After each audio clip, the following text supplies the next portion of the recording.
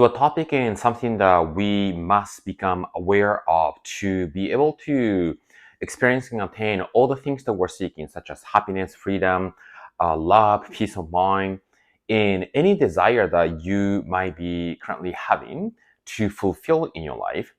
One of the most important things to understand is to really learn and study what identity is. Identity, you can call it personality or the sense of self. The language that I like to use is a conception of yourself. So in this video, I want to in detail explain what this identity means and how might be currently impacting you and how learning about it will enable you to expand and create a life that you are truly seeking. So one of the things that I wanted to start with is to really understand the difference between who you are and who you are becoming. So let's go back to the time where you are born. When you are born, right? You were a baby and you didn't have any idea, an image of you in your mind. The baby, you didn't have the ability to even think and understand that level of concept. And how is this conception of yourself, you yourself in your mind, is being created is through all the interaction that you have and all the experience that you move through life. And then a part of that is a little bit of the inheritance, right? The psychological inheritance, which is a genetic and also ancestral programming. So all those intertwines to begin forming a concept of you, yourself, in your mind. And this concept of you, as you can probably sort of go back to your memory and remember, has been shifting, changing, evolving, if you want to use that language, right? So think of the time that you were maybe like 5 years old, where you are and who you were surrounded by, what kind of person you were back then, and then 10 years old, 15 years old, and how many years you have been living. I want to sort of go back to 5 years in a 5 year chunk, and who you were in that moment. Yeah. Now, let me share a little bit of my story. So I'm originally from Tokyo. I grew up in Peru. So you might hear my Spanish accent a little bit in my English. By now, I speak English the most, and I probably can articulate better than Japanese. I kind of almost forgot how to articulate Japanese language, which is interesting. But then the point is that when I was 2 years old, I was in this developing country called Peru. Yeah. And I was suffering from asthma. Yeah. I was very weak boy who was very protected by my older sister. I didn't have any self-confidence, right? I don't even know how that was created, because when I was born and when I realized I was sort of crying and weak and being protected by my older sister, and that was my upbringing, right? So when you are experiencing asthma, basically you feel difficulty breathing. And then when you feel not good about yourself, life becomes a place that is very difficult. Yeah. So imagine that, right? Whatever that experience that you might have had, right? As you listen to my story, I want you to actually reflect and compare to your story what was your upbringing was, because then that sort of that's part of the story of our remembering awakening, that the path of the soul that we go through, right? And I didn't have, and then at the age of 11, I think I went back to Tokyo, and then that was a completely developed country, right? So that drastic cultural shift definitely impacted me. But then my memory and what I remember is that whatever that I did, I didn't feel good enough, or I didn't feel like it was for me. And what I mean by that is studying at school was not something that I enjoyed, right? I still think that a lot of the things that I study in school is not applicable in life, that is not very useful. That's my personal opinion. And then any sports that I did, just like any, a child boys do, I was good at it. I enjoyed it for the time being, but it didn't feel like it was something that I was passionate about, or something that felt like it was absolutely in alignment with how I wanted to move through life until I discover dance. So one day my friend invited me that, oh, hey, there's a place that people are gathering and dancing. Do you want to go with me? And then I went there and then I got sort of hooked. And then of course, the friend that I invited me didn't continue. I kept doing, and that opened my entire path. Yeah. So through dance, I have cultivated an ability to dance in front of people, to express myself in a way that I wasn't able to do until I found a one. Yeah. So the reason I'm sharing this is to sort of have being on the same page where I have cultivated the ability to imagine about myself, because the moment I found something that I can really enjoy and feel passionate about and express myself, the whole world changed. Yeah. I started to feel myself more valuable because I was helping people through my expression. Right. So if you have any children, it's important for the child to find something that feels good to be able to express fully. Yeah. So we're talking about conception of yourself. So I want you to go back to your past, present life and begin tracking who are you in that time period? Who are you in the next time period?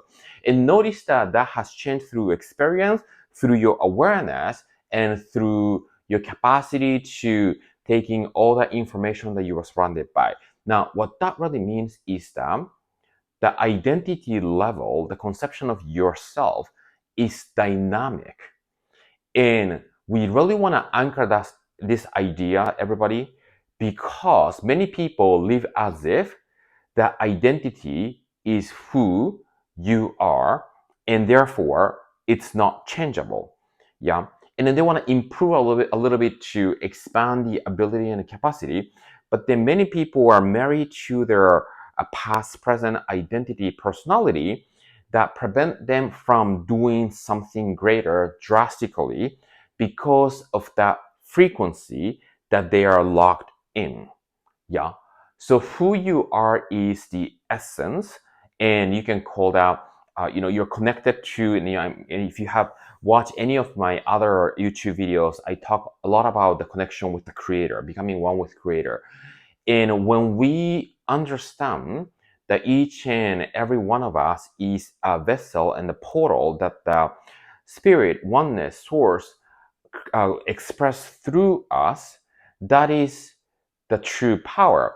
And in the individuality, the soul level of the individuality is that we are that which we can express that power through.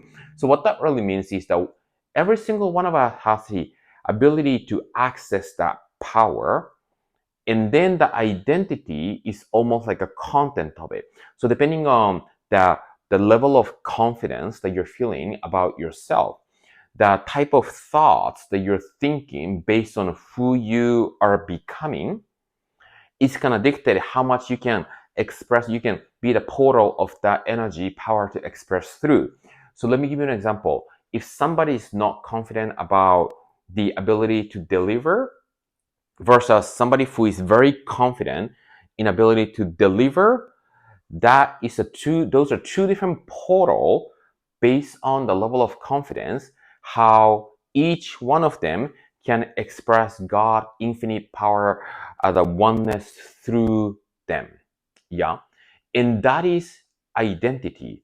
Identity is this dynamic things that's compressed with thoughts and feelings and belief, and that energy, let's just call it energetic. I'm looking for the words as I speak, as you can see.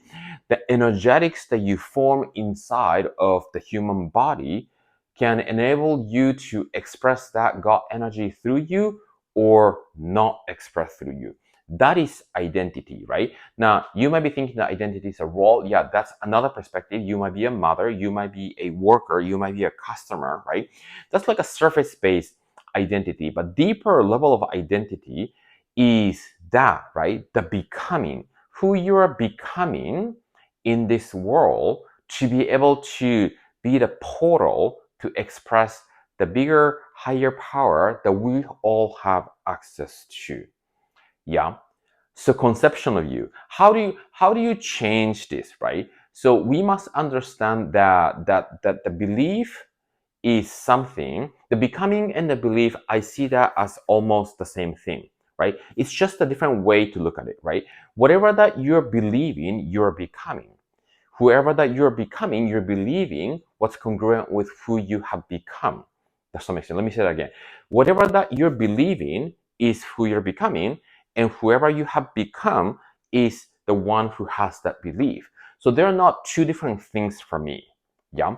Now, then the conversation becomes, okay, I sort of get that. I can follow that, right? How do we change it? Now, first of all, we must understand that we are not the belief. Yeah. Because if you kind of get to this sort of get trapped into this idea that you are the belief, then you're inside of that belief and it's difficult to change it, right?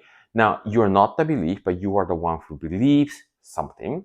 You're not your thought, you're the one who can think thought, right? You're not the feeling, and you are somebody who has the body to experience, feel that feeling, right? So we must understand the relationship between the thought and the feelings and belief. And let me simplify this. Thoughts happens in the mind, the conscious mind. Yeah, agree, yeah? A feeling happens in your body, which also can be called subconscious mind. When you feel something long enough, that becomes and shape as you believe. So can you have one belief and a completely different feeling about it, right?